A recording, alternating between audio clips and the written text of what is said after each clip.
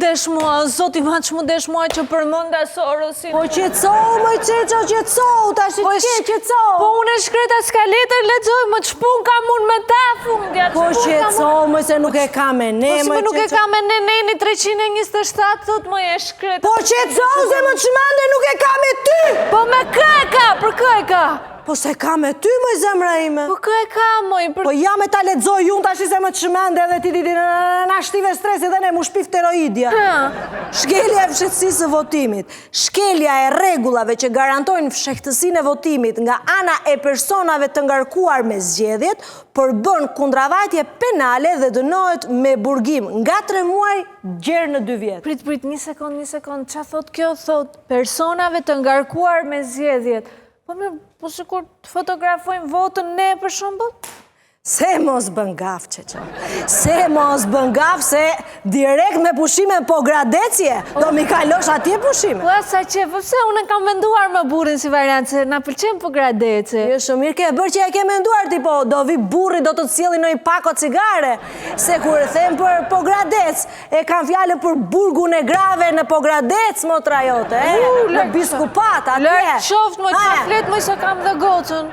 Pa hepret e shi qetësosi se ka me ty, se ti maksimumi e derbar edhe unë një selfie e bëj. Po për kë e ka, moj derbar, për kë e ka, se unë u qava duke parë emigrantët aty që dalin edhe bëjnë selfie me fletën e votimit. Moj, ata me zarf mirë, moj. Po halli është kur dela i tjetri atje me 2-3 fleta votimi edhe thot prite Rama votën e Qyrykut edhe trek.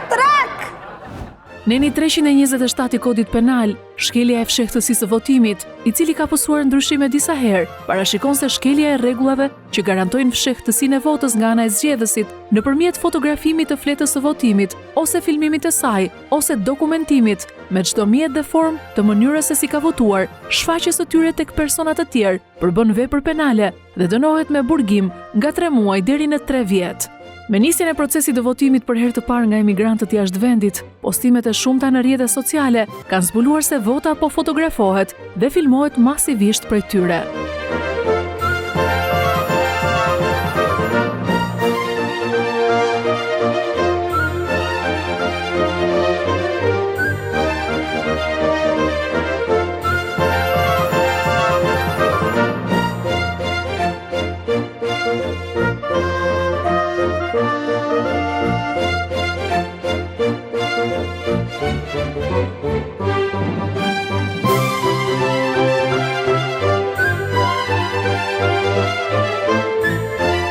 Diaspora po e shoqëron fletën e votimit jo vetëm me publikim, por edhe me mesazhe drejtuar politikanëve. Ora me amor. E çik të ti për tha? Mos ta tregojon tani. Ta tregoj nona këtu, ja. Ora me. Je penuni çik më rame. Që bo me votu këto emigrantët a kur sa mbje keq për ty muve. Se mirë ke, di në trollak ne, i në gjytrimëni. Po këte të morësh, një këte këtu do morësh, një këte këtu. Ata të nasë rokët që ke thëmë ti, ata do marrësh. Përshëndetje, po i dërgoj një mesazh atij zotris me që kështë thanë, ne jemi Qyrik, ne di brandi jemi Qyrik. Këtu e kam mesazhin, e dhe uroj tjetë mirë, me që ne di brandi jemi Qyrik, gjitha tjetër jam autista. Por kodi penal dënon edhe ata që nxisin apo detyrojnë zgjedhësit të shkelin në rregullat për fshehtësinë e votës. Konkretisht thuhet, nxitja me ose pa shpërblim, ose detyrimi i zgjedhësit për të shkelur rregullat që garantojnë fshehtësinë e votimit, sipas paragrafit të parë të këtij neni, përbën vepër penale dhe dënohet nga 1 vit deri në 4 vjet me burgim. Për mua nuk është ndonjë gjë e re se ne këtu në këtë emision kemi thënë që vota nuk ka pikën e fshehtësisë, se përderisa tjetrit i shkon vota në shtëpi, ai mund ta marrë votën, ta filmoj, ta fotografoj, madje edhe ta shesë. Tash këtu të ndalojmë pak te kjo puna e të shiturit, se un kam një si dyshim në vete. Si mund shitet vota e diasporës? Tash thonë që patronazhistët janë shpërndarë kështu në përbot kudo që ka shqiptarë që do votojnë. Edhe që e ndjekin procesin, i shkojnë aty ku janë edhe e ndjekin që nga vendosja X-it. Nuk po e themi për kë parti. Jo, nuk e themi, jo. Si është po flasim për patronazhistët, nuk themi emër. Dhe deri tek momenti që ata e postojnë votën. E ndjekin këta. E ndjekin këm bas këmbë. Po, këmba bas. Mirë, tashi përveç kësaj fshehtësisë së votës së diasporës, është rikthyer edhe votimi familjar. Që votimi familjar është pjesa më e butë e procesit o zemra. Se ka nga ata lacat që vina dhe thonë, lale, mo e vrit menjen se 150 votat i bolaliot të në ven. Edhe të vjetë. Do 100? Po, 200, si duasti. Më falë. Po qënë si ka sa më shumë aqë më mirë. Po thosha që të vjen ty, për shumëll, i shkon Julit, i shkon Eli, ose i shkon Tonit edhe thot, a dhe këtu thot, vure i qik X-in aty, do e veshte. Më dhe votën, do e mpëllështi. Bjerë këtu të shë. E do t'ja japësh orë se s'ke dhe që i bënë, më kupton. Dela i me i deng të madhë këshu. Me sa ishin vota, Dela? 200 e ti tash, 200 balerat mua bet, po fix e ke shpjegua, Qeqa.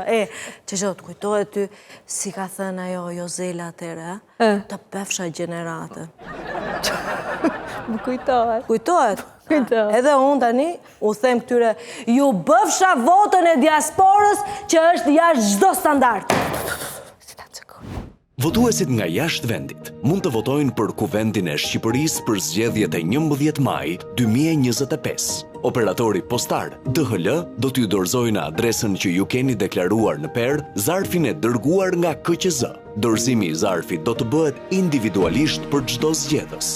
Në spotin e Komisionit Qendror të Zgjedhjeve për votimin nga jashtë, siç e pat dhe dëgjuhat, thuhej dorëzimi i zarfit bëhet individualisht për çdo zgjedhës. Kjo pasi ndalohet votimi familjar dhe vota e çdo individi duhet jetë një zgjedhje personale e tij. Po në të njëjtën mënyrë duhet të bëhet dhe kthimi i zarfit me postë drejt Shqipërisë në mënyrë individuale. Pamjet nga videot e publikuara nga shqiptarët e diasporës me më shumë se një zarf në dorë tregojnë se ky votim në shumë raste ka qenë jo individual, por familjar.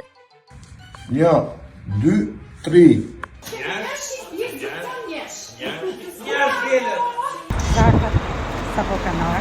Orome, erdhën fletët e votimit. 4.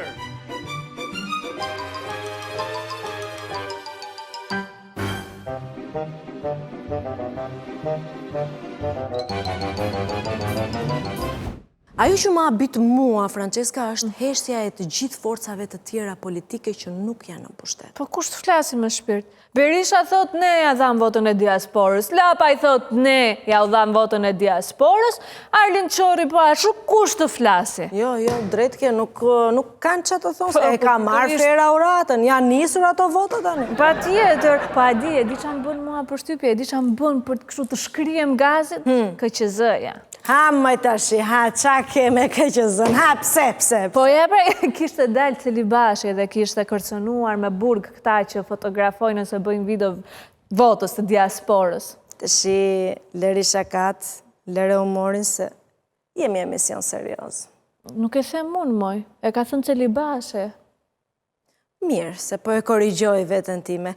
Lëri shakat, lëre humorin se jemi shtetë serios. Mirë, digjoje vetë edhe të mbesosh, që të themon? Bëjmë me di edhe njërë publikisht që fotografimi votës dhe atë çfarë janë duke bërë ata që janë duke bërë atë në rrjetet sociale, në gjykimin dhe në vlerësimin tim janë duke kryer një vepër penale, po nuk jam unë autoriteti që vendos për këtë çështje. Unë e vlerësoj si një veprim i cili klasifikohet si vepër penale. Mendoj që edhe partitë politike të gjithë spektrit duhet të angazhohen në një thirrje të tillë publike. Nuk duhet të inkurajojnë votuesit e tyre. Disa mund të jetë shumë e thjeshtë për ta që të fillojnë një procedim penale, të kenë reperkusione negative nuk ja vlen. Më shumë se kaq nuk di se çfarë të them. E kështu more me këtë kodin penal për fshehtësinë e votës të diasporës, i sqaruam të gjitha dhe dolim në konkluzionin që to kërcënimet që bën si hangiri i nderuari zoti Celibashi janë kështu. kotë, do buke djathë për ne. Nëse për çdo kërcënim, hall, shqetësim, t'ju japin numrin e telefonit se s'ja u dham pjesë parë. Numri i telefonit është 069 35 444 67, po keni mundësi edhe faqen e Facebookut me emrin Xhadat. Na shruani edhe në WhatsApp atë keqen se aty mund të nisni video, foto, imazhe, edhe denoncimi juaj është më i qartë. Ky ishte emisioni edhe për mbrëmjen e sotme. Natën e mirë, shihemi nesër.